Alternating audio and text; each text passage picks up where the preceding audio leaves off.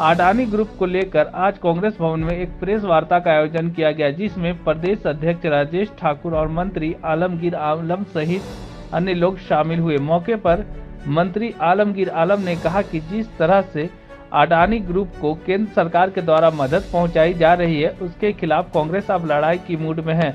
हम जल्द ही केंद्र सरकार के खिलाफ अपना प्रदर्शन करेंगे। साथ ही साथ उन्होंने कहा कि रामगढ़ उपचुनाव में कांग्रेस पार्टी की ही जीत होगी। क्या कुछ उन्होंने कहा, आइए आपको सुनाते हैं। जो है अभी देश के सामने एक चीज है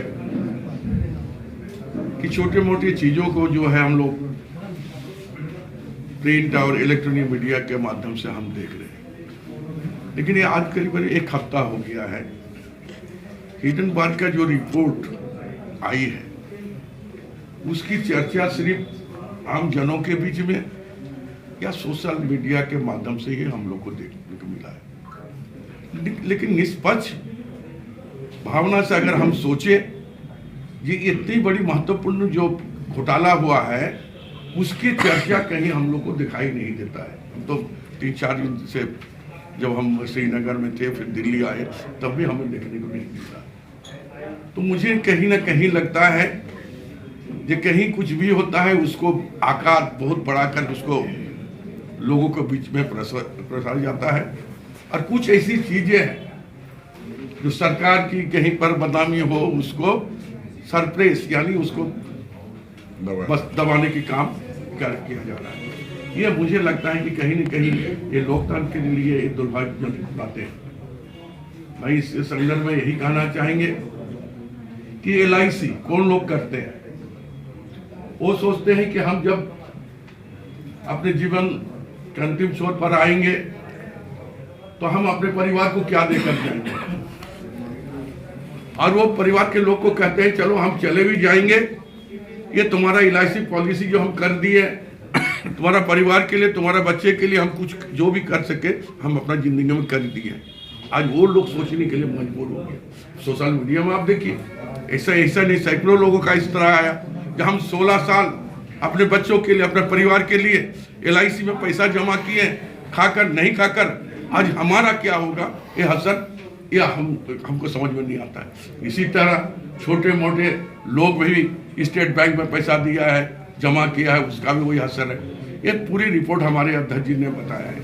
मैं आपके सामने यही कहना चाहेंगे कि निश्चित तौर पर जिस तरह आज पूरे देश में हल्का कुछ भी आवाज होता है, हल्का कहीं भी कुछ होती है तो आज CBI और ED का ही क्या बोलते हैं मार पड़ता है। क्यों नहीं इस पर आज तक भारतीय क्या बोले सरकार इस पर संज्ञान लेकर आगे की कार्रवाई करने के लिए या संसद में अपनी बातों को रखने के लिए एक भी आवाज उठाने की काम नहीं किया। वो जो आवाज उठाने की बात किया संसद में उसको भी जो है आपस में लड़कर उसको नहीं होने दिया है। तो ये दुर्भाग्यपूर्ण है लोकतंत्र के लिए। भाई और ज्यादा हम कुछ नहीं करना चाहते, आप लोग सब कुछ जानते हैं। और इस परिप्रेक्ष्य में मोदी सरकार की 3 जरूरी मांग हमारे द्वारा किया जा रहा है। सुप्रीम कोर्ट में मुख्य न्यायाधीश की देखरेख में एक निष्पक्ष जांच हो जिसकी रिपोर्ट दिन प्रतिदिन सार्वजनिक हो। दूसरा, हिडनबर्ग रिसर्च रिपोर्ट के विस्तार से जांच के लिए एक संयुक्त संसदीय समिति JPC का गठन किया जाना चाहिए। LIC, SBI और अन्य राष्ट्रीय बैंक में जो अडानी का जोखिम भरा निवेश है उस पर संसद में गहन रूप से चर्चा की जाए और निवेशकों को सुरक्षित करने के लिए उचित कदम उठाया जाए।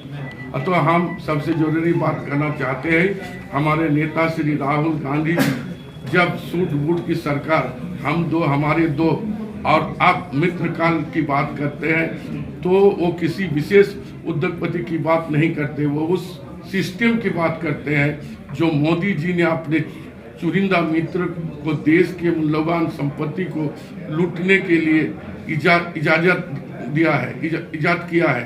हम भारतीय कॉर्पोरेट जगत के खिलाफ नहीं है, हम क्रोनी कैपिटलिज्म के खिलाफ नहीं है। हम चुनिंदा अरबपति को जब नियम बदलकर फायदा पहुंचा जाता है हम उसके खिलाफ हैं। यही हम मांग हमारी है और ये मांग मुझे विश्वास है कि आपके माध्यम से जब समाचार पत्र और मीडिया में आएगा तो निश्चित तौर पर हमारी जो सरकार बैठी हुई है देश में वो संज्ञान लेकर जो हमारी मांग है, कांग्रेस पार्टी की जो 3 मांगे हैं उसको पूरा करने के काम करेंगे। धन्यवाद। ये हमारे संयुक्त प्रार्थी के रूप में बजरंग महतो जी को दिया गया है, उसका अनाउंस भी हो चुका है और हम संबंधित रूप से माननीय मुख्यमंत्री से बात हुई है, हमारे प्रभारी जी से बात हुई है। हम लोग संयुक्त रूप से अभी 8 से 7 तारीख को नॉमिनेशन हम लोग करने जा रहे हैं। उसमें हमारे सभी जो संगठन के नेता हैं उनका नेता भी हमारे साथ रहेंगे, हमारे प्रभारी जी रहेंगे, हम लोग तो रहेंगे। सर, कितना आप लोग आशान्वित हैं रामगढ़ उपचुनाव को लेकर? देखिए, एक चीज हम आपको बताना चाहेंगे इस पर कि अभी कुछ दिनों से लगातार रामगढ़ चुनाव जो है हमारे यहाँ जो चुनौती भरा हुआ है और बराबर भारतीय जनता पार्टी या दूसरे पार्टी का भी इसमें नहीं जाता है। वो खुद कह रहे थे, हम देख रहे थे मीडिया में कि जो 4 सीट उपचुनाव जीता है उसमें तो वही लोग था। तो यहाँ जो रामगढ़ के चुनाव में हम ही है, गठबंधन का प्राप्त जीता होता। ममता देवी किस कारण से गया है, जन आंदोलन मिल गया, लोकतंत्र तरीके से जनता की आवाज उठाने के लिए वो जेल गई, चलिए वो अलग बात है। लेकिन उनका तो कहना है कि उनकी सीट तो वही लोग जीता है, तो ये भी मेरी सीट थी। तो हम आपको विश्वास दिलाते हैं ये सीट भी जैसे भारतीय जनता पार्टी का जो आया था अभी हाल में बयान, उनका सीट तो लोग इसमें कोई बड़ी बात नहीं है। इसलिए मुझे लगता है कि वो लोग सोच भी लिया है ये सीट भी हमारी रही है और ये सीट हम जीतेंगे। सर, बहुत सारे छात्र लोग जो है वो नामांकन भर रहे हैं वहाँ पे, उनका कहना अभी तक कोई ऐसी सूचना हमारे पास नहीं है। हमारे पास ये जरूर छात्रों का आक्रोश था, उन्होंने जरूर ऐसी बातें कही थी, लेकिन हमें ये लगता है कि ये आक्रोश जाहिर करने का एक तरीका हो सकता है। छात्रों के प्रति सरकार पूरी तरह से संवेदनशील है।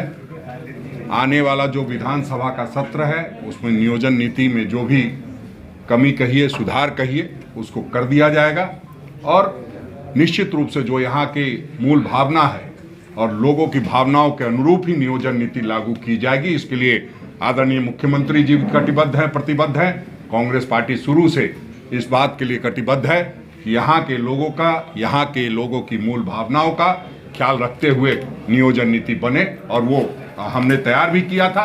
ठीक है, कई तरह की बातें सामने आती है, क्योंकि आपने देखा है कि पिछले रघुवर दास की सरकार में जितनी भी नियुक्तियां हुई कहीं ना कहीं कोर्ट के कटघरे में खड़ी होती रही। तो अब हमने कहा है अपने मुख्यमंत्री जी से और सरकार के लोगों से कि ऐसी फुल प्रूफ नीति बने जो न कहीं कोर्ट में अटके न कहीं राज्यपाल के पास अटके। 27 तारीख को हम लोगों का विधानसभा का सत्र चालू हो रहा है, उसी में ये बात आएंगी। मंत्री जी, ये आजसू और बीजेपी दोनों साथ लड़ रहे हैं, जबकि पिछले चुनाव में दोनों अलग थे। आपके दोनों व्यक्ति जो पारिवारिक रंजिश दिखाई दे रही है, तो जो भाई है बजरंग वो अलग दावेदारी कर रहे हैं, ये बिखराव और उधर संयुक्त रूप से, तो कैसे मुकाबला करें? एक चीज आपको हम बताना चाहते हैं, किसी भी राजनीतिक दल जब चुनाव जब भी होता है, एक से ज्यादा उम्मीदवार होते हैं, एक परिवार से भी होते हैं, अलग अलग भी होते हैं, लेकिन एक ही आदमी को टिकट मिलता है और उसी से चुनाव हम लोग जिता कर लाते हैं। और जो भी वो भी जानता है दावा पेश करना, अपनी बात को रखना, ये लोकतंत्र तरीका है। वो अपना पक्ष रखने की काम किया, जो हम भी दावेदार है, हमको भी टिकट मिलना चाहिए। लेकिन जो पार्टी ने निर्णय कर दिया वो निर्णय सर्वमान्य होता है और सभी मानकर चलेगा और कोई भी सूट नहीं होगा। और ये चुनाव मैंने पहले भी आशावादी हूँ और ये चुनाव